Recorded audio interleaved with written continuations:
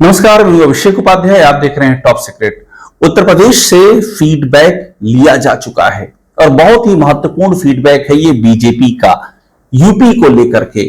और इस फीडबैक पर सबकी निगाहें इसलिए लगी हुई थी क्योंकि उत्तर प्रदेश में बड़ा बदलाव लंबे समय से संभावित है, मगर वो किसी ना किसी कारणवश टलता जा रहा है।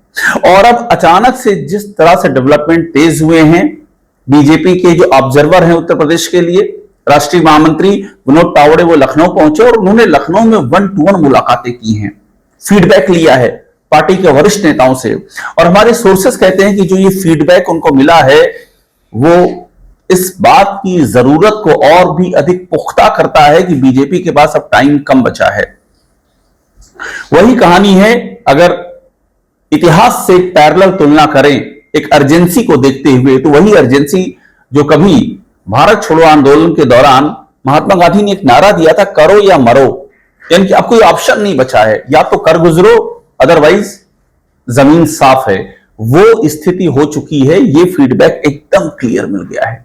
विनोद तावड़े ने, हमारे सोर्सेज ये कहते हैं कि 1-to-1 जो बातचीत की है वो बीजेपी के यूपी के दिग्गज नेताओं से की है और उसमें क्षेत्रवार जानकारियां लेनी चाहिए। उन्होंने किस क्षेत्र का क्या स्थिति है, क्या आलम है, खासतौर पर नेता जिस क्षेत्र से बिलोंग करता है उस क्षेत्र के बारे में खासतौर पर पूछा है।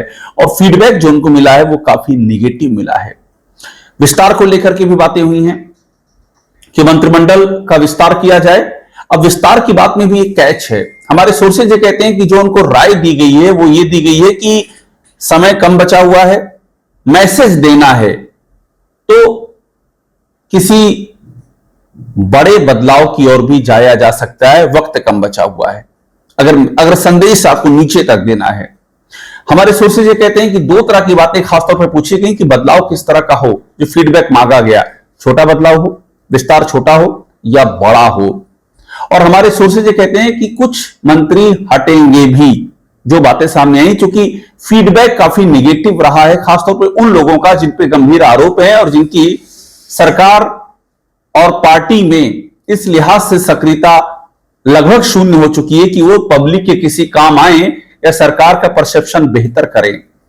कुछ ऐसे मंत्री हैं जिनके बारे में फीडबैक है कि वो सिर्फ अपने ही और अपने बंधु बांधवों की खुशहाली और समृद्धि तक सीमित हो चुके हैं और उनके ऊपर, उनके कामकाज के ऊपर जो दाग हैं वो बहुत ही गहरे हैं। उन दागों को इस चुनाव तक धो नहीं मिलेगा, इसलिए उनको हटाना जरूरी है। और एक बात और अहम रही है, जात का कॉम्बिनेशन भी देखा गया है कि जो विस्तार होगा उसमें किस जाति को प्रोमिनेंस दी जाएगी।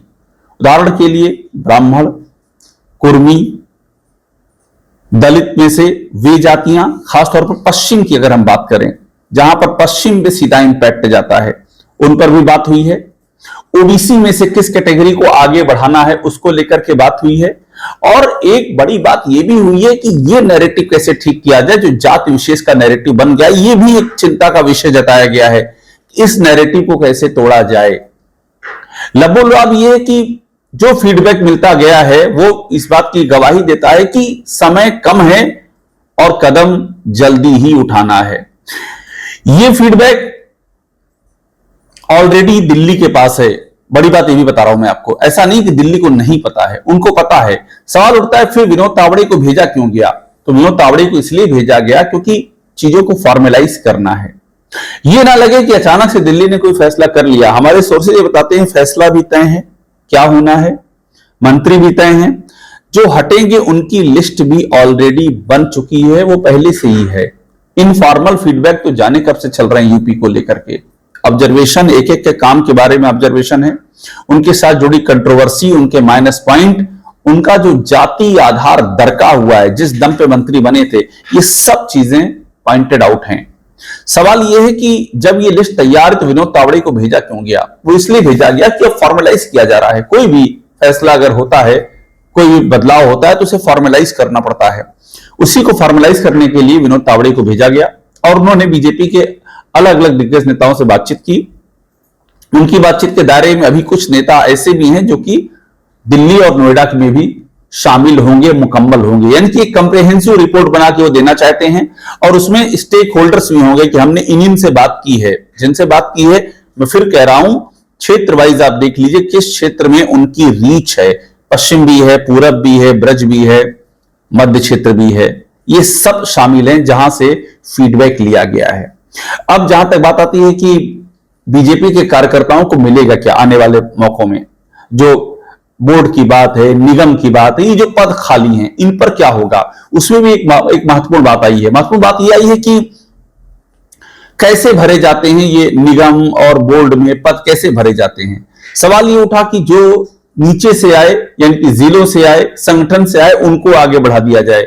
मुद्दा ये उठा कि ऐसा क्यों होता है कि नीचे से जो नाम आता है वो ऊपर बदल दिया जाता है। ये कौन करता है, क्यों करता है, ये बड़ा सवाल है। आखिरकार जो पद संगठन या संगठन की वैचारिकी से जुड़े हुए कार्यकर्ताओं को, विशेषज्ञों को जानने चाहिए, उस पर कौन लोग बैठ जाते हैं, वे कौन लोग होते हैं, उनका बैकग्राउंड क्या होता है। यह भी बात ऑलरेडी आला कमान की जानकारी में है कि कैसे एक बोर्ड के मामले में तो बाकायदा नियम शर्तें बदल करके एक पूर्व नौकरशाह को, जिसका असफलता का इतिहास है, जिसके माथे पर एक बहुत बड़े धार्मिक आयोजन में बहुत बड़ी चूक का, लापरवाही का, गैर जिम्मेदारी का, एक तरह से कह सकते हैं कलंक चस्पा है, उस पूर्व नौकरशाह को एकोमोडेट करने के लिए नियम शर्तें बदल दी गई। ये जानकारी है। और तब भी यह सवाल उठा कि क्या बीजेपी की वैचारिकी में ऐसे लोग नहीं हैं, ऐसे विशेषज्ञ नहीं हैं, ऐसे जानकार नहीं हैं। आखिरकार कैसे यह हो गया कि इस सब के बाद भी आपने उस नौकरशाह को मौका दे दिया, और ये किसने तय कर दिया। और सवाल यह भी उठा कि ऐसा क्यों होता है कि कोई वीटो नहीं करता है। अगर ऊपर से कोई नाम चेंज कर रहा है तो नीचे वाले वीटो क्यों नहीं कर रहे हैं, उन पर किसका असर है। क्या एक यहां पर एक ऐसा बीजेपी के अंदर एक ऐसा समूह बन चुका है जिसे सिर्फ इस बात की परवाह है कि सत्ता के यहां मिलाकर के 20 अपने 4 काम करा लो। यानी कि चूंकि आप सत्ता के साथ नहीं है तो आपके काम नहीं हो सकते हैं। यूपी में यह भी एक परिभाषा तय हो गई है, सत्ता अगर काम करवाने हैं तो सत्ता के साथ हां मिलानी पड़ेगी। और चूंकि दिल्ली ने लंबे समय तक कोई ध्यान नहीं दिया, सर्जरी नहीं की, इसलिए यह मामला और भी गहरा गया है, जड़ तक पहुंच गया है। इसलिए यह भी बात उठी है कि ये जो नीचे से नाम भेजे जाते हैं उन नामों में चेंज, संशोधन कौन कर रहा है, क्यों कर रहा है और उसका असर क्या हो रहा है। जात का कॉम्बिनेशन एक बड़ा इशू है। फीडबैक इस बात का है कि जो बीजेपी का सोशल इंजीनियरिंग का गुलदस्ता था वो गुलदस्ता भी बिखर चुका और बुरी तरह बिखर चुका है। यहां तक कि यह बात भी सामने है कि अगर आज चुनाव हो जाएं तो बीजेपी के लिए दिन में तारे देखने जैसी स्थिति है। यानी कि बीजेपी को बहुत मेहनत करनी है।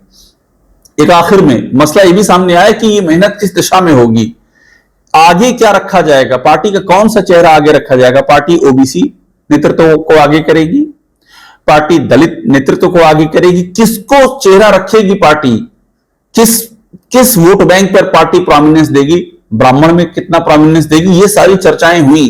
क्योंकि ये सब वोट बैंक दर के हैं, ओबीसी दर का है, दलित दर का है, ब्राह्मण जो कोर वोट बैंक था बीजेपी का वो बुरी तरह से दरका हुआ है। तो सवाल यह भी आया कि हम आने वाले में जो बदलाव करेंगे उसमें किस जाति को हम ज्यादा एडवांटेज देंगे और वो दिखेगा एडवांटेज। और ये इसलिए ये बातें उठी क्योंकि योगी आदित्यनाथ के राज में जाति कॉम्बिनेशन लगभग ध्वस्त हो चुका है। योगी आदित्यनाथ में जाति विशेष की राजनीति करने का ठप्पा है, उस ठप्पे से उन्होंने कभी हटने की कोशिश नहीं की, बल्कि उसको और भी वो लगातार गाढ़ा करते चले गए। ये फीडबैक ऊपर तक है। और उसके बाद एक आपने तस्वीर और देखी होगी, पंकज चौधरी की केंद्रीय गृह मंत्री अमित शाह के साथ मुलाकात। यह मुलाकात भी बहुत महत्वपूर्ण है। हमारी जानकारी ये कहती है कि यह भी इसी को फॉर्मलाइज किया गया है। पंकज चौधरी सोर्सेज ये बताते हैं पहले ही गृह मंत्री को सारी जानकारी दे चुके हैं। आज से करीब 1 महीना पहले पूरा डिटेल बता चुके हैं यूपी में क्या हालात हैं। इसके पहले के प्रदेश अध्यक्ष के जरिए भी जानकारी दी गई है। दोनों डिप्टी सीएम ने भी बताया है यूपी के हालात क्या है। इसलिए ऊपर आला कमान को सब कुछ पता है। सवाल ये एक्शन लेने का, और एक्शन लेने का अब टाइम ऐसा आ चुका है कि अब और अवॉइड करने का मतलब है पार्टी की 2027 की संभावनाओं को खाई में ढकेल देना। इसलिए आप ये तय मानिए लखनऊ का फीडबैक बहुत ही ज्यादा चिंताजनक है, बहुत ही ज्यादा नेगेटिव है। और ऐसे में जिस बदलाव की बातें लंबे समय से चल रही हैं मगर किसी न किसी कारणवश चलती रही हैं, वो बदलाव मुकम्मल होने जा रहा है। उत्तर प्रदेश से बड़ी खबर जल्दी ही आने को है। टॉप सीक्रेट देखते रहिए, लाइक कीजिए, इसे सब्सक्राइब जरूर कीजिएगा।